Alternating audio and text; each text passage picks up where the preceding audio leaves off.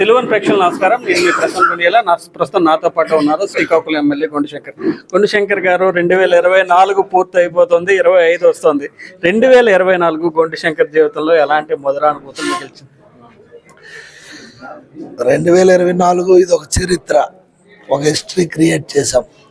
చాలా సంతోషం. మా కుటుంబం నిబద్ధతకి, నిజాయితీకి పార్టీ గుర్తింపు, మా యొక్క సేవా దృక్పథంకి ప్రజల గుర్తింపు చాలా సంతోషాన్ని ఇచ్చింది. ఇది మా యందు మరింత బాధ్యత నింపింది. సో ప్రజలు ఏ ఆశయంతో, ఏ నమ్మకంతో అయితే మాకు పదవి కట్టబెట్టారో అదే ఆశయంతో, అదే స్ఫూర్తితో ముందుకెళ్ళి ప్రజలందరి కళ్ళల్ని నేను నెరవేరుస్తానని, నియోజకవర్గ అభివృద్ధికి పూర్తిగా కట్టుబడి నా సర్వశక్తులు వడ్డీ కష్టపడతానని, అలాగే అందరికీ సంక్షేమ ఫలాలు గ్రామాలు కానీ అలాగే మున్సిపాలిటీ అభివృద్ధికి పూర్తిగా నేను కట్టుబడి, ఇద్దరు మంత్రులు, రాష్ట్ర మంత్రి కింజరాపు అచ్చెన్నాయుడు గారు, కేంద్ర మంత్రి వర్యులు రామ్మోహన్ నాయుడు గారి సహాయ సహకారాలు, అలాగే గౌరవ ముఖ్యమంత్రి వర్యులు నారా చంద్రబాబు నాయుడు గారు, ఎన్డీఏ ప్రభుత్వం, అలాగే లోకేష్ అన్న గారి సహాయ సహకారాలతో నేను తప్పకుండా ఈ నియోజకవర్గం రానున్న వచ్చే కొత్త సంవత్సరంలో ఇంకా ఇంతకి డబుల్, మరింత ఉత్సాహంతో, రెట్టింపు ఉత్సాహంతో నేను ముందుకెళ్ళి చేస్తాను. అలాగే మన అరసవల్లి సూర్యనారాయణ స్వామి దేవస్థానం రాష్ట్ర పండుగ ప్రకటించి 3 రోజులు ఉత్సవాలు జరుపుతున్న సందర్భంలో ఇది ఒక మంచి పిలిగ్రమ్ సెంటర్గా తీర్చిదిద్దాలని, ప్రపంచం మొత్తం శ్రీకాకుళం అరసవల్లి వైపు చూడాలని నా యొక్క కోరిక. దానికోసం కూడా మేము పూర్తిగా కృషి చేసి ఈ రాష్ట్ర ఉత్సవాల్లో ప్రపంచం అంతా ఇటువైపు చూసే విధంగా మేము పాటుపడతామని తెలియజేసుకుంటూ, మేము అడిగిన తక్షణమే మాకు రాష్ట్ర పండుగగా శాంక్షన్ చేసినటువంటి గౌరవ ముఖ్యమంత్రి వర్యులు శ్రీ నారా చంద్రబాబు నాయుడు గారికి నేను హృదయపూర్వక నమస్కారాలు తెలియజేసుకుంటూ ఆయనకు పాదాభివందనం చేస్తున్నాను. 2024లో కొండశంకర్ ప్రోగ్రెస్ రిపోర్ట్ ఏమిటి? మీ అచీవ్మెంట్స్ ఏమిటి? మీ మార్క్స్ ఏమిటండి? నా ప్రోగ్రెస్ అంటే మేము గెలిచిన వెంటనే ఫ్రీ ఫ్లో ఆఫ్ ట్రాఫిక్ చేస్తాము రైల్వే స్టేషన్కి అని చెప్పడం జరిగింది. దానికి అనుగుణంగా 5.5 కోట్లు ఒకసారి, 9.5 కోట్లు ఒకసారి, 15 కోట్లు మొన్న విడుదలయ్యింది.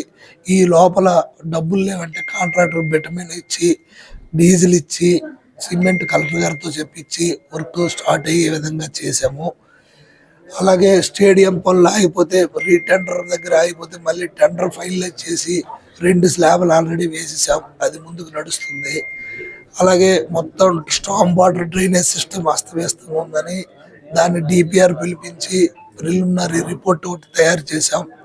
అది కూడా త్వరలో మళ్ళీ ఫైనలైజ్ చేసి కేంద్ర ప్రభుత్వం నుండి అప్రూవల్ తీసుకొచ్చి నిధులు తెచ్చి డ్రైనేజ్ సిస్టమ్ ఒకటి చేయాలి. అలాగే అరసవల్లి గుడి, దీన్ని రాష్ట్ర పండుగగా గుర్తింపు తెచ్చి రాష్ట్ర ప్రభుత్వం 3 రోజులు ఉత్సవాలు జరపని అదొక జీవో ఇచ్చింది. ఇవన్నీ ఈ 6 నెలల్లో మేము సాధించిన విజయాలుగా మేము చెప్పుకోవచ్చు. అలాగే ప్రతి ఎకరాకి నీరు వెళ్ళే విధంగా ఈసారి సాగునీరు అన్ని క్లియర్ చేసి మేము ఇవ్వడం జరిగింది. ఇంకా నేషనల్ హైవే కింద సిఎస్పి రోడ్ని మార్చమని ప్రతిపాదన పెట్టాం. సీరియల్ నెంబర్ 1లో ఉంది పిఎంఓ ఆఫీస్లో. ఎనీ టైం గౌరవ ప్రధానమంత్రి వర్యులు నరేంద్ర మోడీ గారు అది అప్రూవ్ చేస్తే మనకు బైపాస్ వస్తుంది. సో నిధులు వస్తాయి, ట్రాఫిక్ కష్టాలు తగ్గుతాయి.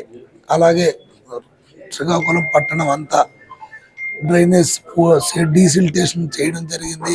ఎక్కడికక్కడే సీసీ రోడ్లు, అలాగే పార్కులు డెవలప్మెంట్ చేస్తున్నాం. సామూహిక మరుగుదొడ్లు అన్నీ బాగు చేయడం జరుగుతుంది. కొత్తగా దాదాపు 26 బస్సులు వచ్చాయి ఆర్టీసీకి. ఇవన్నీ కూడా ఈ మధ్యకాలంలో 6 నెలల్లో జరిగిందే. ఇంకా ఆర్టీసీ కాంప్లెక్స్, అలాగే మున్సిపాలిటీ బిల్డింగు పురాతనంగా ఉన్నాయి, వాటిని కూడా ఏం చేయాలా, పీపీపీ మోడ్లు చేయాలని ఏదో ఆలోచిస్తున్నాం. అలాగే సిఎన్ఆర్డిపి అంటే Nagavali comprehensive Nagavali river development project అని ఒకటి పెట్టాం. నది ఒడ్డున మొత్తం మళ్ళీ రోడ్డు వేసి సైకిల్ ట్రాక్, వాకింగ్ ట్రాక్, అలాగే కార్లు, ఆటోలు వెళ్ళే విధంగా చేస్తూ అక్కడ మంచి రిక్రియేషన్ సెంటర్స్ పెట్టాలని కూడా అనుకున్నాం. డచ్ బిల్డింగ్ కూడా, అది కూడా రీక్రియేషన్ సెంటర్గా పెట్టమని ముఖ్యమంత్రి వర్యులు చెప్పారు, చేస్తాం. తర్వాత ప్రసాదం స్కీమ్ కింద 100 crores ఆర్సీవీలకి పెట్టాం. గౌరవ కేంద్ర మంత్రి వర్యులు రామ్మోహన్ రెడ్డి గారు పరిశీ చేస్తున్నారు. తర్వాత శ్రీకూర్మంలో ఆ పుష్కరునికి 10 కోట్లు ఇండిగో సంస్థ వారికి సిఎస్పి నిధులు తెప్పించి రామ్మోహన్ రెడ్డి గారు అది ఒకటి ఇంప్రూవ్ చేశారు. అది కూడా త్వరలో పనులు మొదలు కాబోతున్నాయి. సో ఇంకా ఏదైతే మన 2 నదులు డైవర్షన్ చేంజ్ అయ్యాయి, వాటికి ప్రతిపాదనలు సిద్ధం చేసి పంపించాం. త్వరలో అప్రూవల్ వస్తాయి. పాసింజర్ జట్టి ఏదైతే కలిగిపట్నంలో ఉందో సెంట్రల్ గవర్నమెంట్ 10 కోట్లు ఆల్రెడీ వచ్చి ఉన్నాయి. లాస్ట్ 5 years గవర్నమెంట్ ఎటువంటి యాక్షన్ తీసుకోలేదు, దాన్ని ముందుకు తీసుకెళ్తున్నాం. అలాగే fish landing centre mini jetty పీజీపేటలో ఏర్పాటు చేయడానికి అదొకటి కృషి చేస్తున్నాం. కలిగిపట్నం బీచ్ కూడా డెవలప్ చేయడానికి ప్లాన్ చేస్తున్నాం. ఇది కాకుండా నేను గౌరవ ముఖ్యమంత్రి వర్యులకి, రాష్ట్ర మంత్రి అచ్చెన్నాయుడు గారికి, కేంద్ర మంత్రి రామ్మోహన్ రెడ్డి గారికి అడిగాను. Ship making and ship dismantling ఇది తోనంగిలో పెట్టడానికి ప్రతిపాదన అడిగాం. అన్ని పక్కల పారిశ్రామికంగా అలాగే పట్టణం కూడా అలాగే 2 మండలాలు అభివృద్ధి చెందడానికి కృషి చేస్తున్నాం. లాస్ట్ 6 monthsలో 42 కోట్లతో గారా రూరల్ మండలం డ్రైనేజ్ రోడ్స్ అప్రూవ్స్ అయ్యాయి. దాదాపు 8 కోట్లు వర్క్స్ కంప్లీట్ అయిపోయాయి. బిల్స్ కూడా 4-5 కోట్లకి ఇవ్వడం జరిగింది. సంక్రాంతి లోపల 16 కోట్లతో మ్యాక్సిమం గ్రామీణలో ఉండే ఇంపార్టెంట్ సీసీ రోడ్స్ అన్ని వేసాం. మళ్ళీ ఒక 10 కోట్లతో కలెక్టర్ గారు ఇవ్వడం ఇస్తామన్నారు. దాన్ని కూడా మేము పెట్టడం జరిగింది.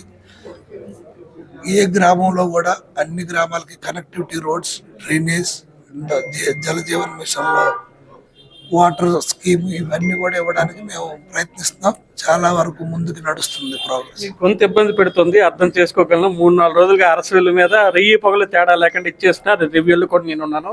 ఈ నేపథ్యంలో ఫైనల్ క్వశ్చన్, అనేక సమస్యలు గుండు శంకర్ వైపు ఆశగా చూస్తున్నాయి. 2025 నాటికి, చివరి నాటికి పూర్తి అవకాశం ఏమైనా ఉందా? స్టేడియం కానీ, ఆమ్దాల్స్ రోడ్డు కానీ, మీ మార్కులో ఏమని చెప్తారు? నాకైతే పూర్తి విశ్వాసం ఉంది. 2025కి స్టేడియము, ఆమ్దాల వలస ఈ 2 కంప్లీట్ చేసుకోగలమనే నమ్మకం ఉంది. అది చేసి తీరుతాం కూడా 100%. ఫైనల్గా మా తెలుగు వన్ ప్రేక్షకులకు మీరు అందించిన నూతన సంవత్సరం అందరికీ, తెలుగు వన్ ప్రేక్షకులకు నిత్యం ప్రజల్ని ఉత్తేజపరిచి ప్రభుత్వ కార్యక్రమాలు తెలియజేస్తూ